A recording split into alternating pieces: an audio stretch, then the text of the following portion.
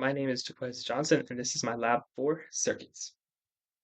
So first, we're going to start off with an introduction and the models used during our experiment. So for our introduction, in this lab, we explored the behavior of RC currents, meaning resistor and capacitor currents, focusing on the energy conservation and charge conservation principles, so the node and the loop rule.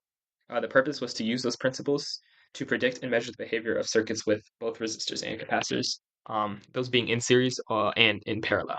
So in this lab, we built the circuit using it was 1.5 volt batteries. We had two of those, resistors, capacitors, and light bulbs. We predicted the behavior of the currents. We used multimeters to measure the current and calculate the potential differences. And we examined the behavior of resistors and capacitors. So briefly getting into our system and surroundings, our system were the different components of the circuit.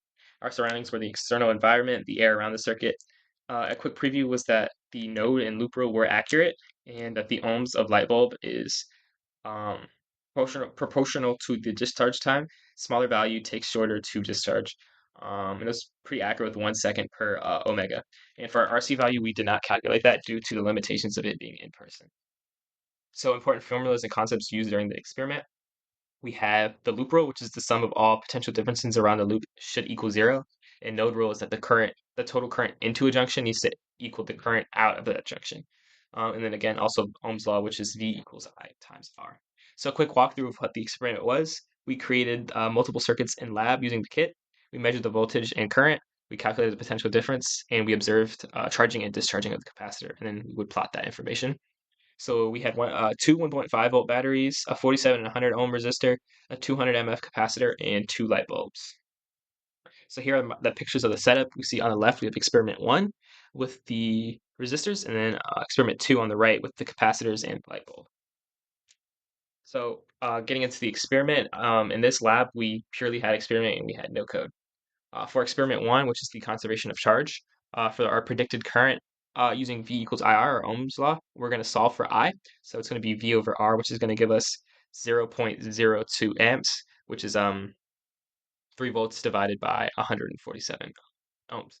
So our observed current was 21.2 milliamps, and our observed was 0.0212 amps. And the reverse would obviously just be the negative version of that. So our potential versus position, we have 3 volts from A to B, from B to C, 0. From C to D, we had negative 0.96 volts. From E to F, we had negative 1.85 volts. And then looking at our loop rule, it was not accurate. And being 0, we got around 0.19 volts, and that could be due to errors with the measurement. So looking at our graph and our resistance calculation, again, using that Ohm's law, we would find the R for our resistance. So we got 45.28 ohms, and then for our 100, we got 87 ohms. Realistically, they should match up, so 47 and 47 and 100 and 100. But because our voltage was wrong with the 1.85, it would cause it to be a lot lower. So we weren't able to directly find the answers to some of the questions, but just looking at some um, kind of how it works in terms of principles. When attaching the voltmeter, the ammeter measurement does not change. And then replacing our voltmeter with an ammeter in parallel would not change it also due to the node rule. And on our right, we have our potential difference versus time graph.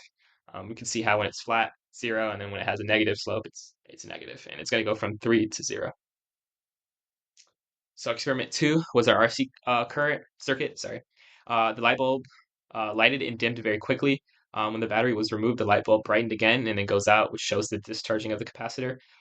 Again, we see that it was proportional. That was 1 second per omega. So the 10 was 10 seconds. The 20 omega light bulb was 19 seconds. And then again, we kind of had the same discharge time for both. So our findings and our conclusion. So potential errors would be human error. So the lab circuit may have been set up incorrectly. The instructions were kind of vague for having it in person. Also, other things like alligator clips may have not been fully in contact with the circuit. Also, like measuring the time of discharge and charging. We could also have an error of faulty equipment. So we had a faulty multimeter at first, which would cause incorrect voltages. Also, our batteries were reading out a little bit higher than 1.5 volts labeled. It was around 3.1 combined. So our additional questions, entering the first one, after accessing the virtual circuit, we see that the data was much more accurate virtually. It's because the virtual measurement tools are ideal. Real measurement tools, such as our multimeter, could have internal resistances which mesh up the measured values. For our second what if question, the measured and predicted times are different. as the battery and the ammeter add their own resistance. So this reduces causing the capacitor to charge slowly, or slowly in real life than in virtual, and that's because things like the battery and ammeter resistance are not predicted in the ideal scenarios. And then lastly, our conclusion.